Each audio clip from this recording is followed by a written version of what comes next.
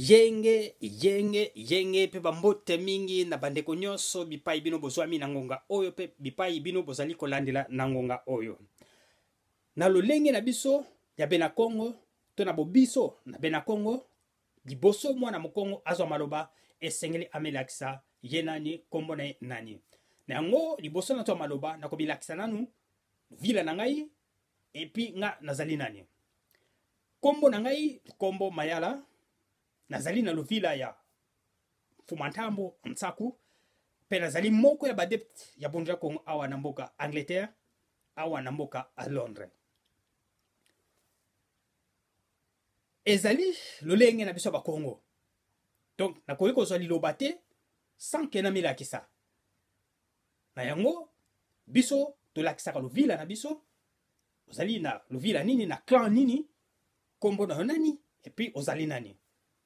Tona mukuse nazali na clan ya Fumantambo Mtsaku e kombo na ngai Mutalukomo Mayala. Nazali moko ya badept ya bundira Congo oyo bazali ko twadisa misala to kotambusa ba misala ya bundira Congo awa na mboka ya Londres. Alors avant kota na message na ngai ya mokolo lelo na kopesa bino liboso adresse ya ziko na biso parce que da temps oya Covid ziko ekangamaki misala ezalaki lisusu te donc tokangaki mais sikoyo ziko na biso ezali ya kofungama donc toyoti kofungola zikwa ebele bayebi yango te na yango nazopesa bino adresse ya zikwa ya sika place tozali sikoyo place tozosangana chaque dimanche de 12h à 15h juste. Donc tozali na Tottenham Community Center, Tottenham Community Sport Center. Donc na Tottenham Community Sport Center numéro 701 703 Tottenham High Road, London N 17 8 AD. Donc tozali na Tottenham Community Sport Center numéro 701 703 Tottenham High Road, London N 17 8 AD. Tozali juste na face ya stade ya Tottenham ebele en tout cas c'est sika kobunga te. Juste kaka na face ya stade ya Tottenham. Kunande place zo sangana chaque dimanche de 12h juste 15h juste. Na zubenga bandeko nyonso to ba makesa nyonso bazali na bandaku to ya lisusu to pelisa moto na si tozomona mokili ekomi yeke. Donc toya kotombola lisusu misala ya bundira Congo ndenge tomesana et puis ko pelisa moto na banzoto na biso parce que toza na temps moko critique. Alors soto vandi na bandaku tozosala eloko te temps oyo eza temps moko eko kuta biso na ndenge moko mabe. Donc esengeli tozonga lisusu na misala na biso to pelisa lisusu moto awa na mboka Angleterre parce que Congo molimo ya Congo bakanga yango awa na mboka Angleterre. Donc esengeli biso bana Angleterre to sala makasi pona kokangola molimo wana. Na yango tozo benga bandeko to pelisa lisusu moto awa na mboka Angleterre pote molimo ya Congo eza ekangolama. Congo ezo indépendance. Ndenge ezali prophétisé indépendance spirituelle, indépendance politique, indépendance scientifique. Donc yango misala oyo biso to salaka bitumba o to bundaka. Pote tozo indépendance spirituelle, indépendance politique, indépendance scientifique. Donc yango tozo benga susu bandeko ba oyo bazana bandaku o bayebite donc ziko ezali ko fungama kuna na Tottenham place tozali ko sangana chaque dimanche de 12h à 15h juste. Alors avant tokota na émission na biso lelo to na message na biso mokolo lelo bobo mesanu ndenge tolobaka koyemba ezali ko sambela mbala misato. Donc le yembo ezali na pouvoir 3 fois par rapport à l'osambo. Na yango tochaka le yembo tangu nyonso pour ko sambela 3 fois par rapport question na tambiki mbila moko. Donc so na yembi nzembo moko en tout cas ezali lokola na sambeli mbala misato. Na yango sikoyo avant tout tokota na masolo na biso ya mokolo lelo toko chalo yembo bobo mesanu eko kumba biso na masolo na biso ya mokolo lelo. Na yango tokota na loyembo toka loyembo.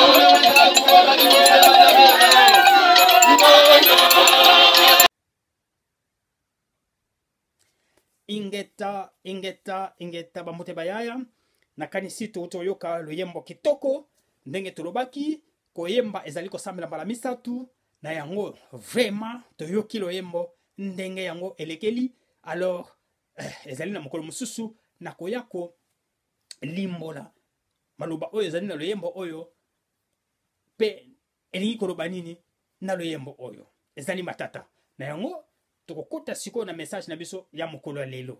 Alors tokota na Congo detu ya mokolo lelo nini message nini fumwana nsemi atindeli biso parce que na émission oyo ezali émission oyo toyaka koteya mateya ya bobiso to ya bundula Congo pe epai toya kopesa information na ba Congo detu nyonso oyo fumwana nsemi akomaka ya kala pe ya sika.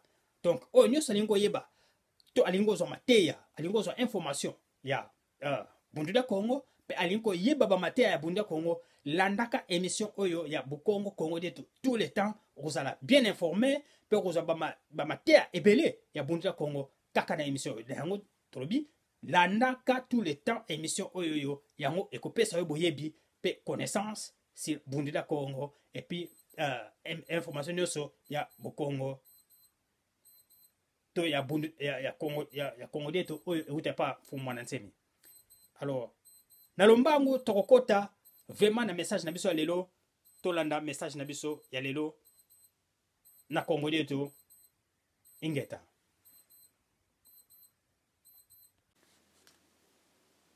Congo yetu 4573. Le message du grand maître. La Déclaration universelle des droits de l'homme reconnaît la liberté de pensée et d'opinion à toute personne, à tout peuple. Kimvuka kya Ntimanti, lindo de Ntimanti, malongi mabundu de Congo. Les enseignements de l'Union mystique Congo. L'Union mystique Congo. Titre ya Congo Dieto.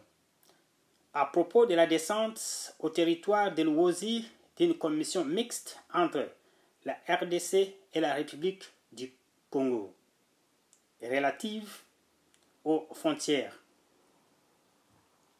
Paragraphe numéro 1. Moi, Némon Dansemi, j'avais réussi du monde invisible la mission de défendre, entre autres, le terre de Bakongo en particulier et le terre du peuple africain en général. Pour cela, je me suis battu corps et âme depuis plus de 35 ans. Paragraphe numéro 2.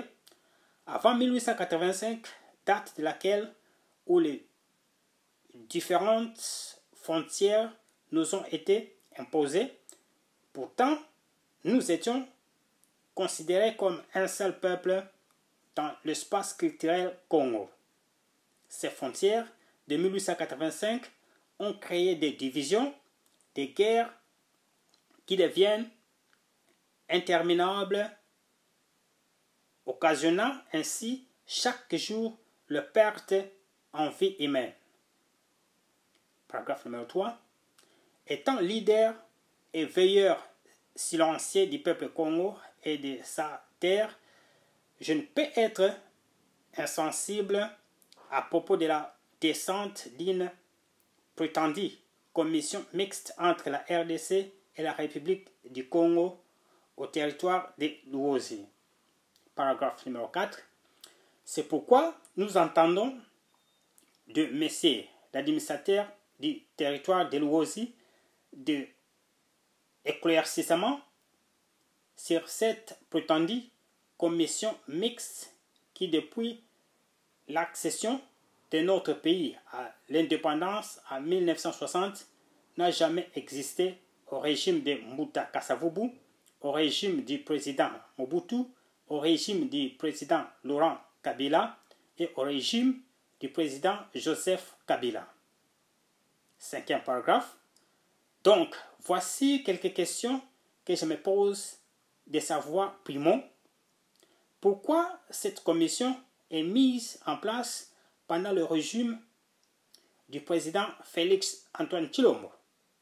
Secundo, quelles sont les motivations de cette commission mixte?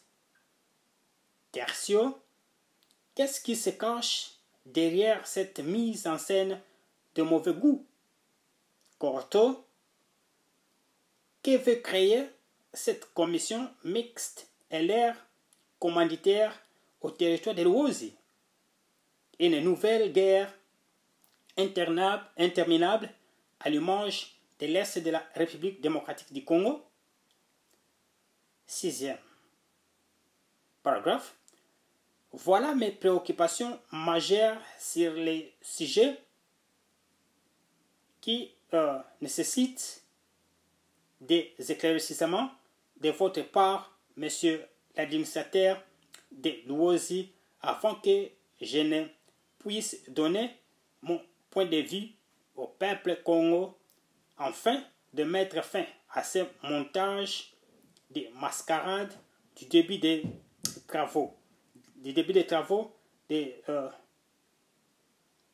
marcations de la frontière commune de 2022 entre la République démocratique du Congo et la République du Congo, ou la République du Congo. Ingeta, Ibobo et Ibobo. Né Mwandansemi, leader charismatique du peuple Congo. Kinshasa, le 23 juin 2022. Burdem article BEDEM en sigle, Bundu Jamayala, un parti panafricaniste d'avant-garde. Ingeta et Ibobo et Ibobo. Matondo mingi nakanisi toto yoka message ya Congo dito oyoyo. Alors bino moko bo juger, bozo la conclusion pe bo tirer ba leçon. Parce que nkaka alobi, to fumana se malobi, oyo nyos zoleka na frontière ya RDC na Congo Brazzaville. Donc esengili bato bazala informer na makambo oyo zoleka na frontière ya biso ya Congo RDC pe Congo ya Brazzaville. Basali commission mixte. Gouvernement ya RDC na gouvernement ya Congo Brazzaville basali commission mixte pour ba ya kotala ba visiter ba réviser basala révision ya frontière ya RDC na Congo Brazzaville kuna na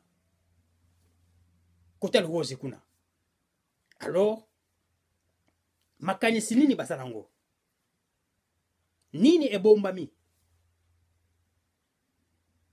na misala oyo na commission oyo nini ezali na nini ebombami na kati kuna? Alors nakoloba mingi te nakanisi boto oyo ka message bino moko bo juger bino moko bozo conclusion et bozala éveillé parce que toyebi bambwazantantu naba oyo batindaka bango nini balingi pona mboka na biso ko balkaniser to nini. Donc yango kaka message te nango lelo soki pe message mususu koya tokozanga te koya liboso na bino kopesa bino basango. Alors natondi bino botondi epe natonde bino poko elamu to mokolo molamu epai bino bozali nakotika bino kaka bongo te ndenge tomesana nakotika bino na loyembo. Mais avant tout tokokota na losambo moko avant tout totika bino na loyembo. Alors tokotambika mbila moko na kati ya mbila bisimbi nsambodia mbila nalembo mfumu ngesimikise tunge tulula ngemfuma mtoto mbangala ngesimikise ziona miela mina mukinkole nata mivambata mongo kipwanza kakilika vana lendo kya kwa bundi la Kongo kivoja katula bana ba Kongo tentotla mutombe kenzimugusu ikubana tamute moludi nkuma mfumu te mwanda Kongo tulombelebo ingeta e Ibobo lusala muyenge matondo ingeta.